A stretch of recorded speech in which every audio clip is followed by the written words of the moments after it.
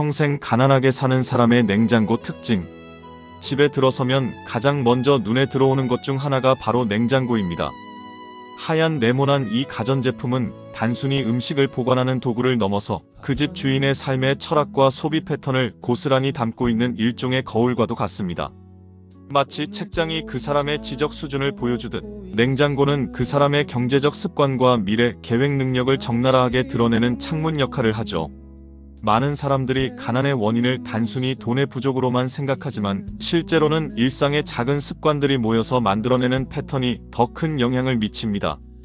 특히 냉장고 안의 모습은 그 사람이 돈을 어떻게 관리하고 미래를 어떻게 계획하며 자원을 어떻게 활용하는지를 보여주는 가장 직접적인 증거라고 할 수 있어요.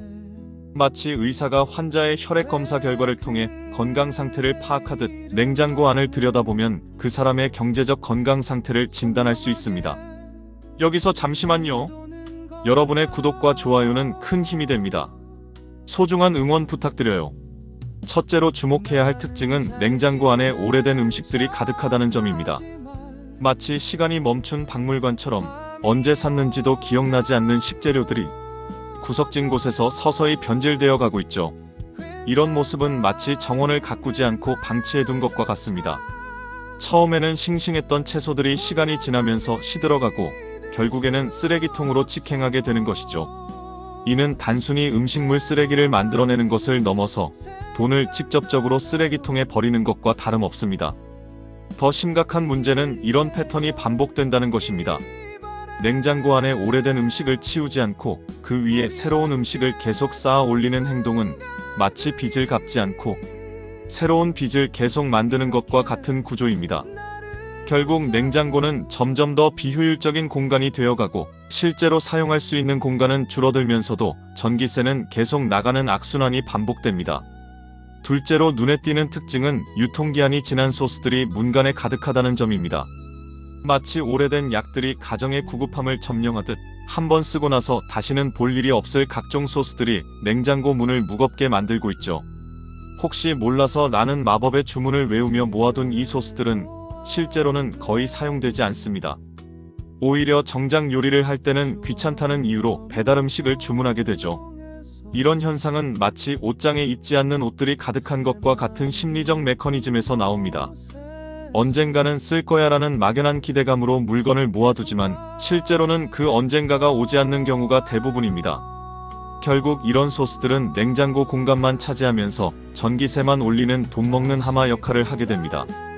더 나아가 이런 습관은 아까워서 버리지 못하겠다는 마음으로 이어져 정작 필요한 공간 확보를 방해하고 새로운 소비를 부추기는 악순환을 만들어냅니다. 셋째로 관찰되는 패턴은 식단 계획 없이 무작정 구입한 흔적들입니다.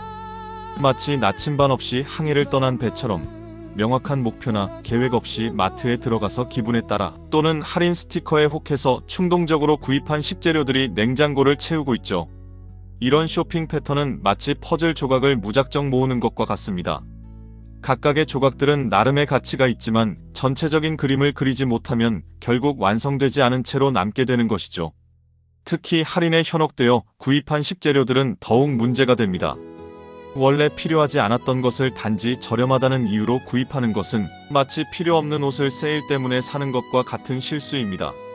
결국 이런 식재료들은 제대로 활용되지 못하고 냉장고 안에서 서서히 상하게 되어 할인받은 금액보다 더 큰 손실을 가져다 줍니다. 진정한 절약은 필요한 것을 저렴하게 사는 것이지 불필요한 것을 저렴하게 사는 것이 아니라는 기본 원칙을 놓치게 되는 것이죠. 넷째로 발견되는 특징은 같은 식재료가 중복되어 있다는 점입니다.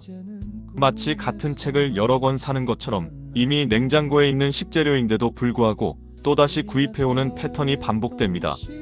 이는 체계적인 정리와 관리 부족에서 오는 문제로 마치 창고 관리를 제대로 하지 않는 회사가 불필요한 재고를 계속 쌓아두는 것과 같은 상황입니다. 이런 중복 구매는 단순히 돈의 낭비를 넘어서 공간의 낭비로도 이어집니다. 냉장고라는 한정된 공간에 같은 종류의 식재료가 여러 개 들어있으면 정작 다양한 요리를 위해 필요한 다른 재료들을 보관할 공간이 부족해집니다.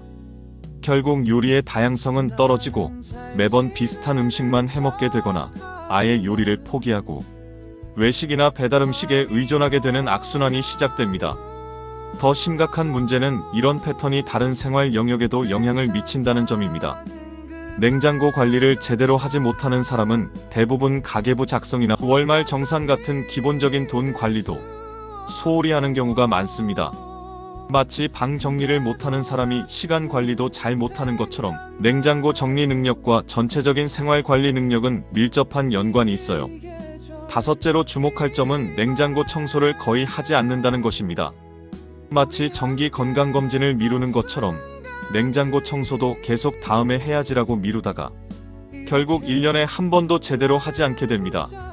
이는 단순히 위생 문제를 넘어서 자신의 생활 공간에 대한 관심과 책임감의 부족을 보여주는 신호입니다.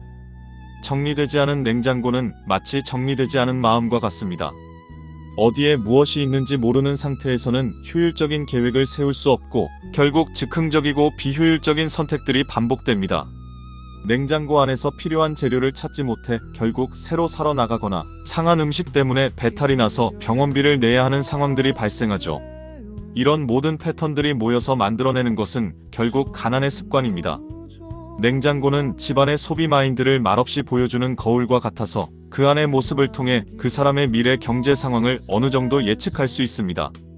체계적이고 계획적인 냉장고 관리는 단순히 음식 보관의 문제가 아니라 삶 전체를 조직하고 관리하는 능력의 반영이라고 할 수 있어요. 결국 진정한 부의 축적은 큰 투자나 사업에서만 나오는 것이 아니라 이런 일상의 작은 습관들에서 시작됩니다.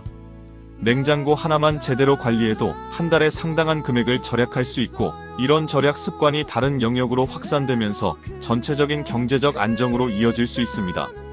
마치 작은 구멍으로 새는 물이 결국 큰 손실을 가져오듯 냉장고에서의 작은 낭비들이 모여서 평생의 경제적 어려움을 만들어낼 수 있다는 점을 명심해야 할 것입니다.